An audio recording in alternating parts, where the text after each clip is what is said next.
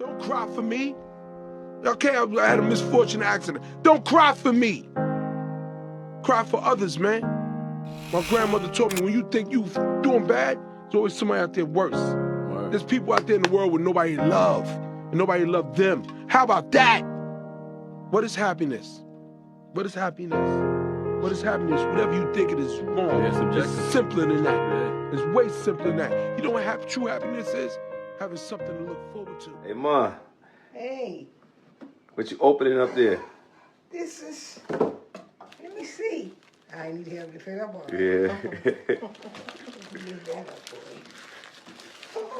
Oh my God, this is beautiful, Mike. Thanks, Ma. Beautiful. Oh my God. Very first Critics' Choice Award. Yeah, this is beautiful. This is beautiful. Oh my God. Let me see here. Hey, I'm gonna read it. Man, the best, what? It says 2021 Critics' Choice Award, Best Supporting Actor in a Drama Series. Michael K. Williams. A movie star.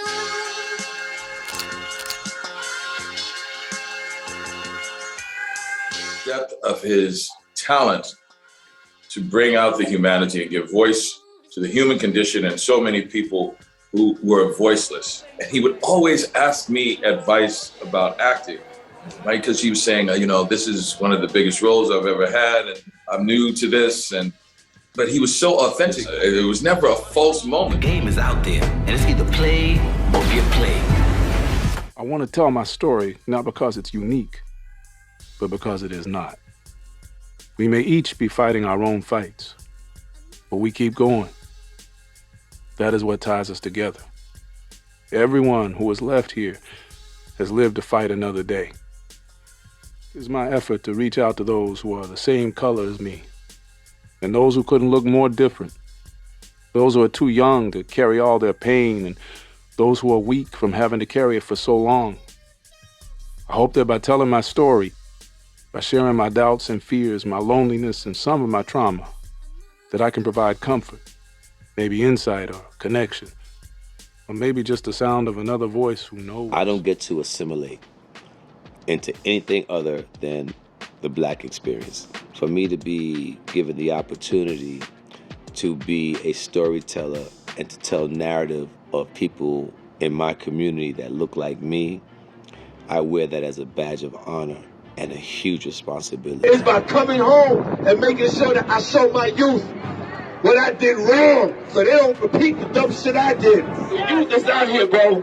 Where my little man at, man? I'm tired of talking, man. Come here from the youth. Come here from the next generation was coming straight out our street. And I am grateful for the gift of art. What do you mean you can't do that? You're my fucking lawyer, right? Well, do it. I got Shadow coming down there with some more cash. I want you to fix it. Can you do that? Can you fix it? My way into Hollywood was through the music video world. I had actually started out as a background dancer, and shortly after I was attacked and sliced in my face, directors and photographers found me interesting looking, and before I knew it, I was being asked to portray darker characters in music videos. Having had done a certain amount of videos in New York City, your Polaroid picture tends to litter the various production companies around town. Pac had gone to the office for whatever reasons, and he saw this picture. And they were still casting the role of his little brother, the character of High Top. And he saw my picture, and he was like, yo, he told Julian, go find this guy. He looks thugged out enough to play my little brother. You know, I hate when motherfuckers be trying to get involved in my personal shit. And if you was half as fucking smart as I thought you was, Patty boy, you'd be minding your fucking business right now. Well, you know what I fucking hate? When you try and talk to me like I'm one of your punk-ass niggas. You're a check-off. Yeah, your ass is fucking out. I'll tell you, we know all about your little hotshot package. You fucked this time. I'll see you around. What you telling me, boy? I'm gonna fucking tell you! I ain't gonna be your rat punk!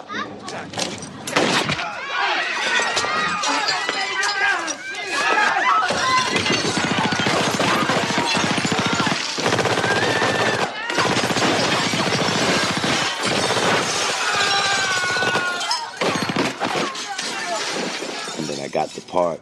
Working with Pac on the set was crazy. Although I was older than him, I was in complete awe of him. And I found myself, when he would come on the set, I would just get quiet and just listen and watch him. He was so fascinating. One day, the director kept calling him to set, and the shot was not quite ready. He got a little annoyed. He was like, you know, guys, listen, when I come to set, I come in character. So when you call me, be ready to shoot. I don't want to sit around on set. I'd rather be in my trailer. That happened like one more again, and he lost it. He cursed everybody out on set and said, I told you, when you call me to set, your MFs better be ready. And he stormed off set. And I learned that day, don't come to the set to get ready. Come ready. What are you talking about? I'm going to the army where it's safe. I don't want to die. No, I want to die. I'm the one. When that film came around, was being produced, I was actually still a background dancer. I remember being on the road. I was in California, getting ready to go on to do our second show at this pavilion. I was with a recording artist by the name of Maya. I just checked in with my manager at the time, and I was like, just see what was going on. My acting career was already on the way, and she freaked out. She was like, where are you? So, I'm on the road. I'm in Cali. She goes, well, I don't know what you're doing out there, but you better have your butt back in New York City by Monday morning. And I was like, why? And she was like, Martin Scorsese wants to meet you.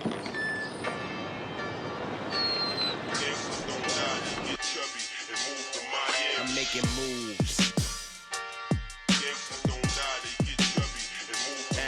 I'm making moves. Where do I go from now? Nigga, I'm making moves. He ain't never gonna stop them white boys. Why do you say that? They everywhere, you just here. I'd call surviving a victory. We've intersected throughout our career so many times. I mean, one of the first places I got to run into you, and I was like, Mike, what's going on? You were dancing. Yes. So that was like the first, we're out of the clubs now, we have a purpose in life, a job, you know? Yeah, I was baby Queen Latifah, and then you were starting to do your thing, dancing, and he danced for big artists. I'm talking about Madonna. I'm talking about George Michael.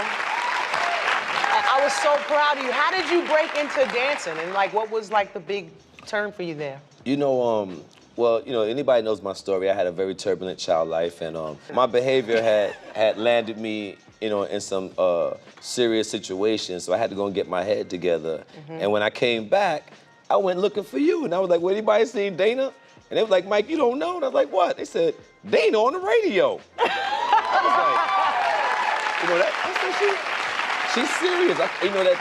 I never forget that feeling I got. Like, what do you mean she's on the radio? Mike, we heard her record. I ordered you to dance for me. And she all over the radio. And that was like, and what that did was that gave me my first inspiration. I was like, you always inspired me. I was like, man, if D could do it, right. Maybe I could do it.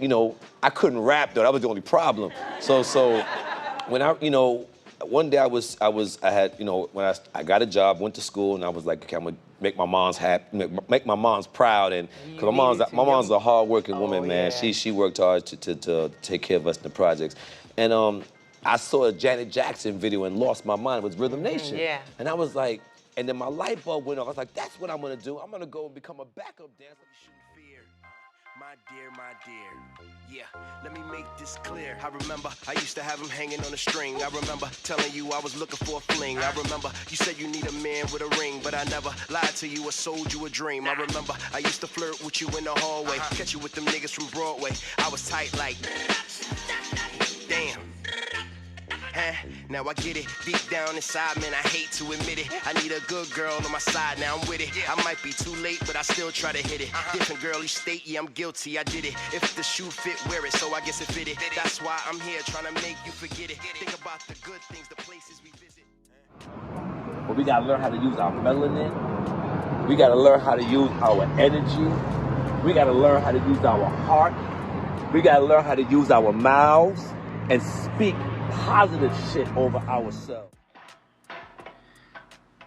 What is your nationality? My nationality is Afro-American. What is freedom? Freedom is black power. What is black power? Black power is... Do you know what black power is? No. Well, then you should never make any statements if you don't know what they mean. I'm sorry, I don't know. All right. The scar. I got the scar on my 25th birthday. I was highly intoxicated, as we call it, the liquid courage, one too many.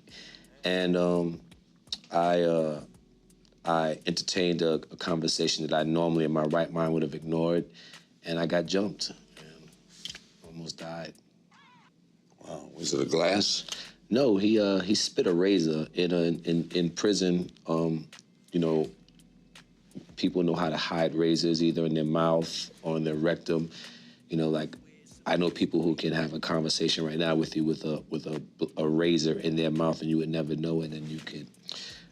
There's a movie Above the Rim that the late great Tupac Shakur, he does that and he kind of like plays with it with his tongue and kind of, you know, from his mouth into his fingers, and that's pretty much what happened. It's called spitting razors, and he held it between his fingers here, and cut you. Yeah, I thought he was smacking me. Yeah, I done it like I did it. If you from it, then you live it. No, it took me a minute, but I feel like I get it. I see you, boy. Cause Tupac spoke to me. Matter of fact, he even had a few jokes for me. Funny how time flies when you see the love die. Like watching mama get high for the very first time. She on cloud 9, now I'm trying to find my way out without losing my goddamn mind. Damn, I'm glad Tupac spoke to me. Now my life is gone.